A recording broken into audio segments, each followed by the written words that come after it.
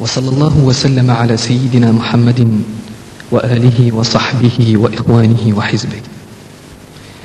تعرف الجامعة المغربية منذ سنة إلى حدود الآن أحداثا خطيرة تمثلت في هجومات يومية وحشية لقوات الداخلية بكل أصنافها، الشيء الذي خلف ولا يزال العديد من الجرحى والمصابين.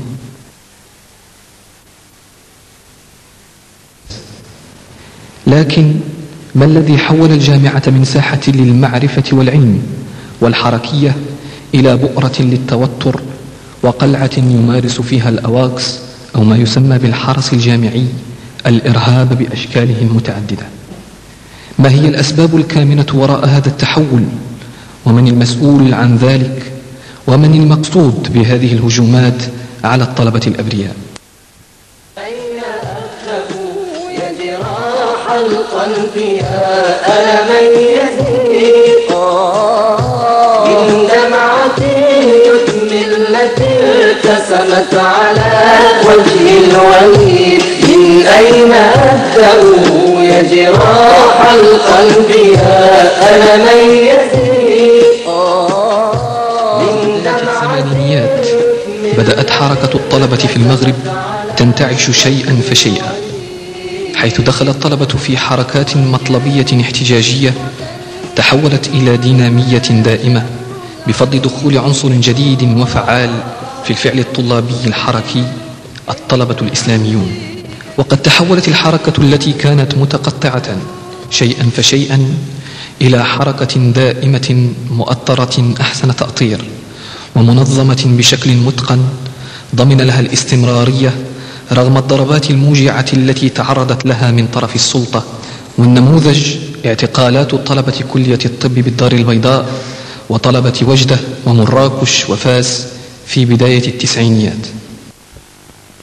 وقد أقدم الطلبة منذ بداية التسعينيات وبالتحديد خلال السنة الجامعية 91 على خطوة مهمة على طريق بناء حركتهم ومنظمتهم النقابية الاتحاد الوطني لطلبة المغرب، حيث عملوا على إرساء مكاتب للتعاضديات داخل كل مؤسسة جامعية تتوفر على حركية نضالية، بدءا بجامعة الدار البيضاء عن طريق تنظيم انتخابات تتم تحت إشراف لجان للفرز تشكل في تجمعات عامة للطلبة يتلوها الشروع في الاقتراع المباشر على اللوائح المرشحة في جو من الشفافية والوضوح.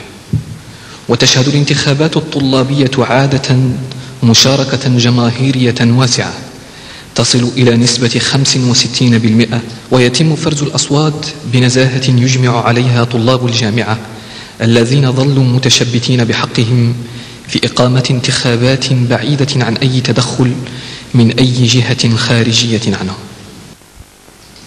وقد استطاعت هذه الخطوة أن تخرج الطلبة من جو الفوضى التنظيمية وتخرج الجامعة من جو الاحتواء والتمييع الممارسين عليها من طرف الحكم.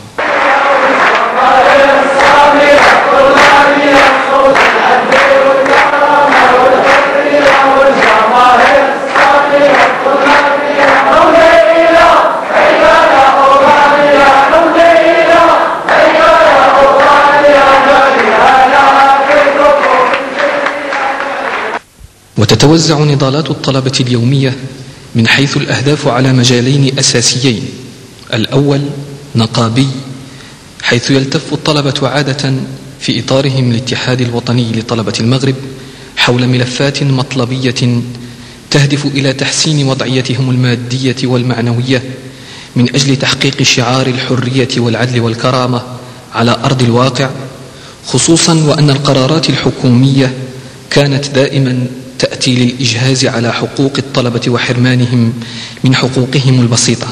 هذه الأزمة ديال النقل تفاقمت بواحد الشكل كبير.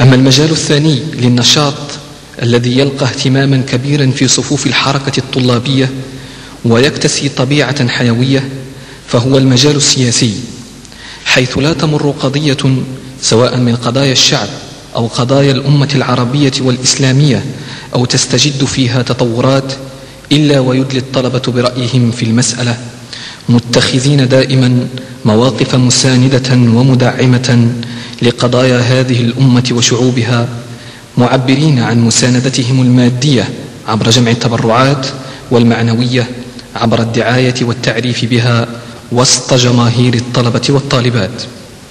ولقد كانت على رأس هذه القضايا قضية فلسطين وقضية البوسنة والهرسك والشيشان وغيرها.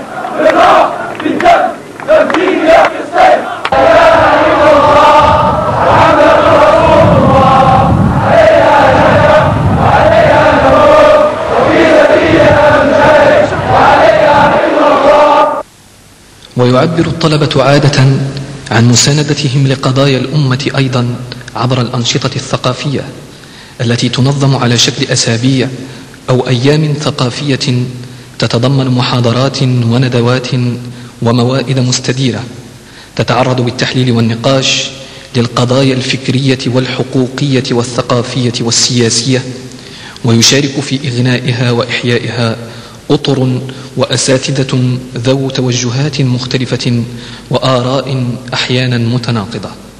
ورغم أن الانتخابات الطلابية قد أفرزت أغلبية مطلقة للطلبة ذوي التوجه الإسلامي، فإن ذلك لم يمنعهم من إشراك الآراء التي يختلفون معها في إغناء الفضاء الجامعي بعمل ثقافي جاد يهدف إلى إعطاء الطالب تربية متكاملة ومده بالمعلومات الكافية ليتخذ مواقفه عن بصيرة وتبين.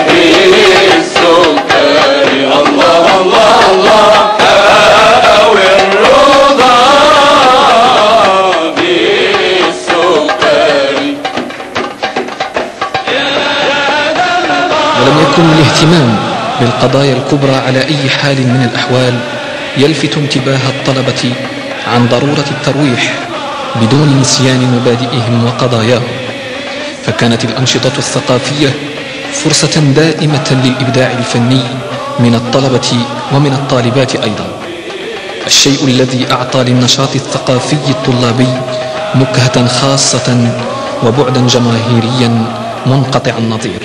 الذي وزعت فيه الكتب، وقد أحسن الطلبة صنعا حينما نوعوا